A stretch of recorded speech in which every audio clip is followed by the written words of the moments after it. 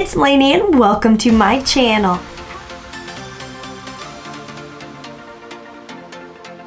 How are you guys doing today? Leave it down below. You know I love hearing from you. Yes, my voice is still not back to normal, and yes, I have not done my hair yet today, but I'll be honest, I'm not really feeling like doing my hair today, so it's probably going up in a ponytail. I'm getting in that Christmas season vibes finally. I don't like winter, but I do love Christmas very much. So we're going to talk about 5 fragrances that smell like Christmas to me.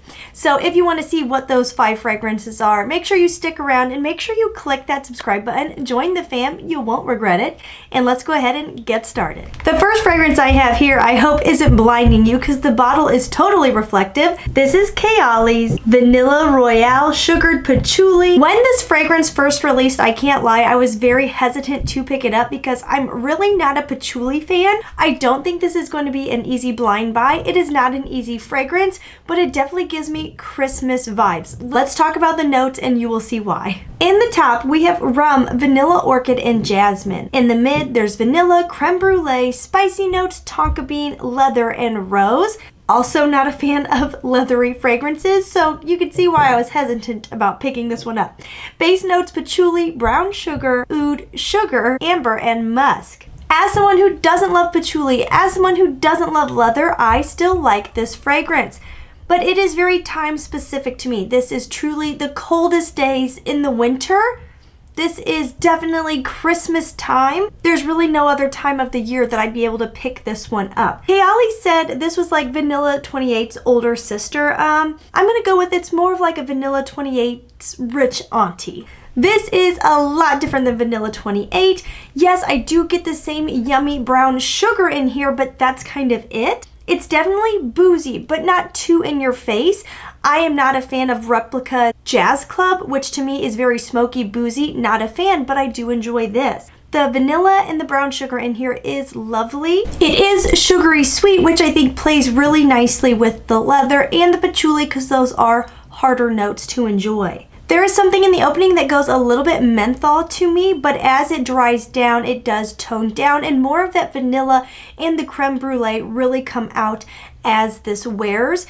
And those notes really make it so warm and cozy. This is pretty darn rich, both in the wear and in the I've got money sense. This does kind of smell like a bougie auntie coming to your Christmas party. She's probably wearing a fuzzy sweater and some very expensive leather boots.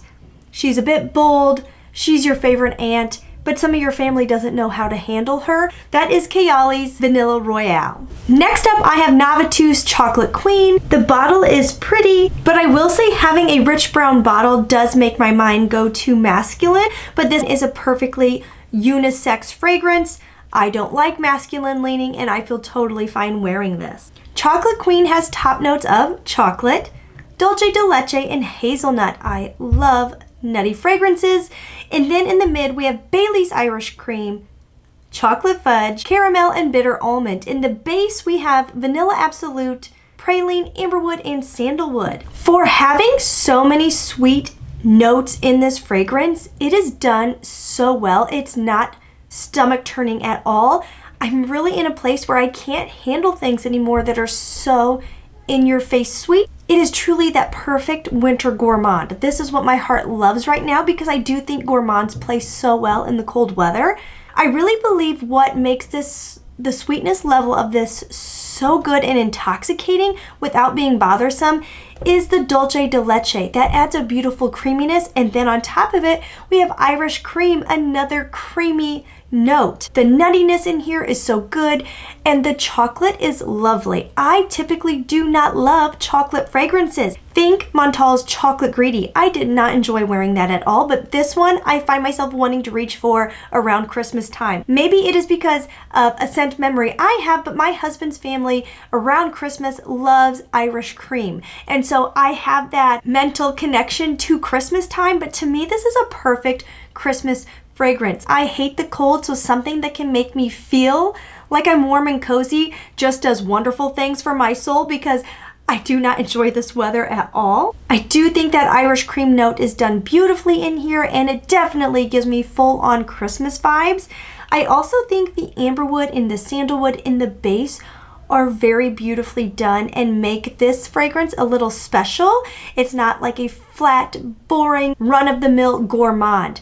This smells perfumey, it smells elevated still, it's classy. This one I don't get necessarily sitting next to the Christmas tree, but I definitely get the I'm at a loved one's home right around Christmas. There's a fireplace going. I'm wearing a thick, cozy sweater.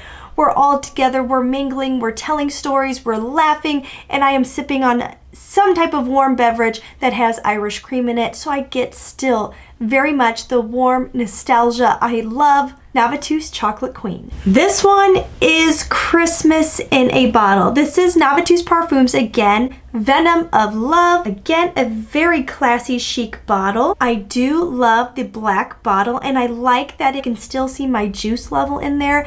That is appreciated. This truly is Christmas in a bottle. I find myself reaching for this year after year. I probably haven't worn it as much as I should because this one truly smells like Christmas to me. In here we have top notes of sour cherry, liqueur, and bitter almond. In the mid we have cherry, chocolate, rose, and jasmine. In the base we have almond, amberwood, vanilla, and whipped cream. I cannot lie to you guys.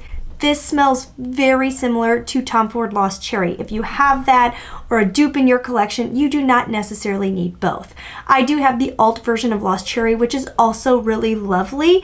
I do prefer Venom of Love. The almond notes mixing with the whipped cream and vanilla, that just adds something perfect to this fragrance. I love how smooth this is, but also softly spiced. It really is wild to me reading the notes that there's no cinnamon listed. I would swear up and down smelling this that there is cinnamon in here.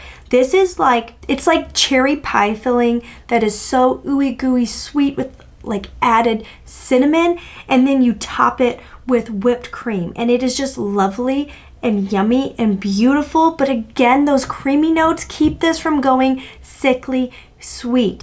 I do believe those boozy notes in here make this very grown and sophisticated. I do feel like this is a holiday fragrance that if my husband and I were going on a holiday themed date night, that I would feel so sexy wearing. There really is something just sultry to this fragrance, but also depending on what you're wearing, you can tone down the sultry level in here because it's also so Christmassy in a bottle. This is truly so good. If you're not a fan of cherry, I get it. A lot of cherry fragrances can go medicinal. I do not get that at all. This is a beautifully done cherry fragrance. The spice in here is incredible, but that smooth creaminess is just perfection. This is Navitus Venom of Love. I do want to mention some fragrances that are less gourmand in case you're not a gourmand lover that still give me that Christmas time vibe. This is Letta's 18 Vanilla Nera. I say it all the time, but I just love the Letta bottles. I think these are beautiful and classy. Like if you were a minimalist in your perfume collection, this would look so beautiful sitting on your vanity. My disclaimer with Vanilla Nera. This had to grow on me. This is not an easy blind buy at all. In here we have top notes of ginger, pink pepper, and bergamot. In the mid, we have resins, cardamom, olibanum, floral bouquet, and in the base we have vanilla, patchouli, and musk. That dreaded patchouli. Not a patchouli fan, but when it is done to add to a fragrance and isn't the front of the fragrance, I can definitely do patchouli. That's how it is in here. It adds a richness, a sophistication. This is not an easy reach vanilla. I think a lot of us bought this fragrance because vanilla was right in the name and we're like, oh, we're vanilla girlies, we're gonna love it. This is not baker's vanilla. This is not edible vanilla. This is not a gourmand vanilla. This is very, very elevated, classy, sophisticated, rich woman vanilla. This is very spicy. We've got the ginger and the pink pepper and then also the cardamom. So there's a lot of spice going on in here. In a way, I think this is a bit vintagey, not old lady, but this does remind me of perfumes that my mom would have reached for back in the 90s. This is very classy, probably a rich family. She's the kind of woman that may not be approachable. Like once you get to know her, she has a heart of gold, but she definitely has a little RBF if you catch my drift.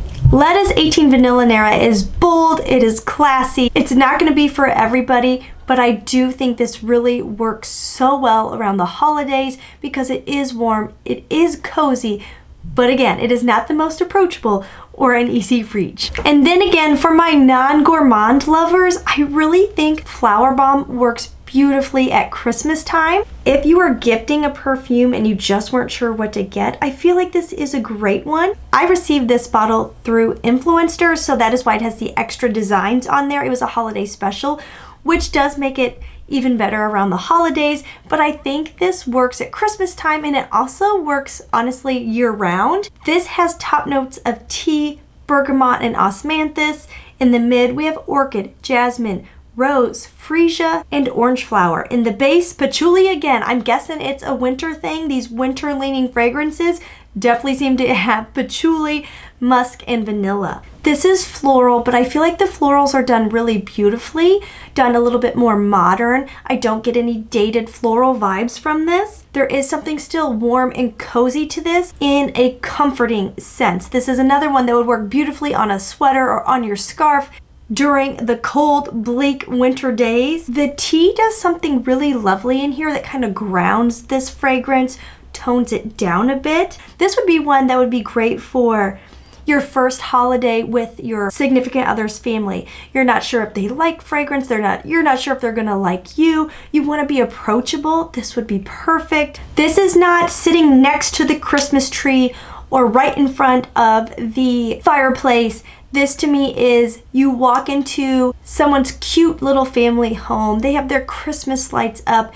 You've got butterflies because you're meeting the family for the first time, and you walk in and everyone looks happy to see you and they're smiling and they're welcoming you and you're getting that kind of that sigh of relief. I'm feeling good being here. Oh, these people are lovely type of Christmas vibe from this. That is Flower Bomb by Victor and Rolf. I hope you guys enjoyed my Christmas picks. Let me know what you're wearing for Christmas this year. And I hope you guys have a beautiful Christmas season. I hope you are warm. I hope you are cozy. I hope you are well. May God bless you. Thank you for being here with me. And as always, please try to stay positive because at the end of the day, that is truly all we can try to do. I will see you in the next one. Mwah. Bye-bye.